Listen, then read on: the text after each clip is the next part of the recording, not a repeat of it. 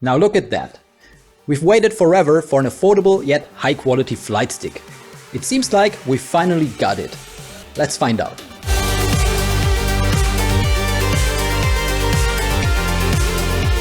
The WinWing Ursa Minor releases today and will be available for purchase at $110 or 105 euros, which seems like a bargain considering the technologies and materials used.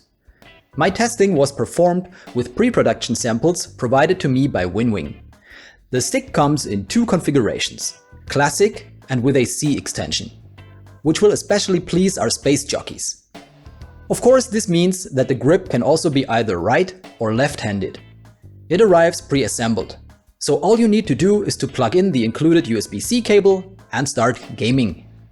On the base, we find 14 buttons distributed evenly to both sides, a potentiometer-based throttle slider with 38mm of physical stroke and some non-RGB lighting.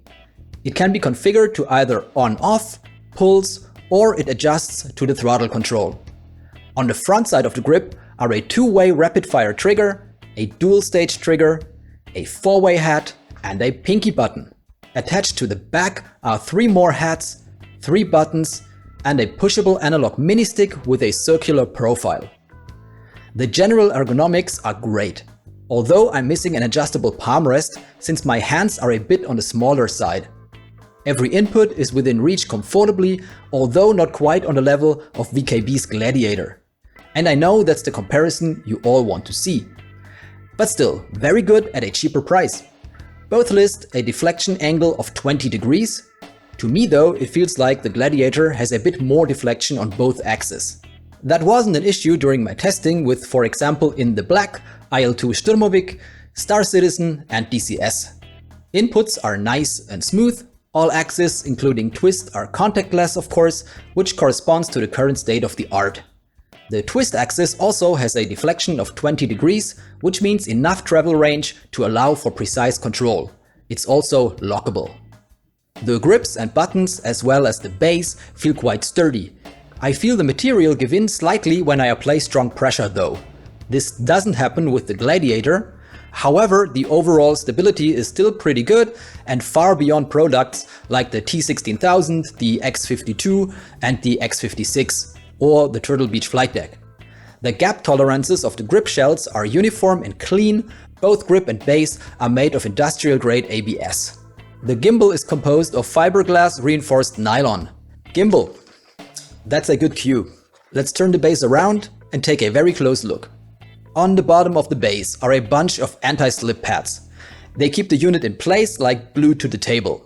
Their size and quality are not a surprise but rather required, as the base plate is not made of metal. So the Ursa Minor is significantly lighter than a VKB Gladiator. Above and below the access panel are two screw holes for fixed mount. No tools needed to open the hatch, just flip it open and that's it. What we find in there has a striking resemblance to the Gladiator's gimbal. To be frank, it's almost identical. It's a pincer design with ball bearings, springs and dampers. This means you could possibly swap the springs or remove them to transform the stick into a throttle unit. Adjusting the dampers makes it stay in place instead of recentering, which is great for helicopters also. There are two dampers for the Y-axis and one for X, which means that the latter are weaker. The dampers are less capable than the Gladiators, but still good enough to do their job properly. The means to lock out an axis also are included within the package. To put things into perspective for you, the gimbal is better than that of the Thrustmaster Warthog. Not the EVA base, but the standard gimbal. But not on the level of the Whirlpool Warbird or WinWing Orion 2. For the stated price though, that's incredible value. A bonus are the integrated vibration motors, which give tactile feedback in DCS. Let's take a look now at the buttons and hats. The throttle slider doesn't wiggle, moves smoothly and comes with an integrated dust cover. The buttons on either side of the grip provide good tactile feedback and have different textures to allow for blind operation. The hats use nav switches, which are cheaper than the switch clusters the Gladiator uses. They also come with a few drawbacks like being less snappy and some factory variation in looseness. They still function quite well though. The dual stage trigger gives different acoustic and haptic feedback depending on the active stage. The rapid fire trigger activates instantly in one direction but has a little bit of play into the other. Put me off a bit in the beginning, but I quickly got used to it. I can't find any bad words about the mini stick. It's completely fine. Now let's quickly check how the inputs sound and feel before we get to the pros and cons.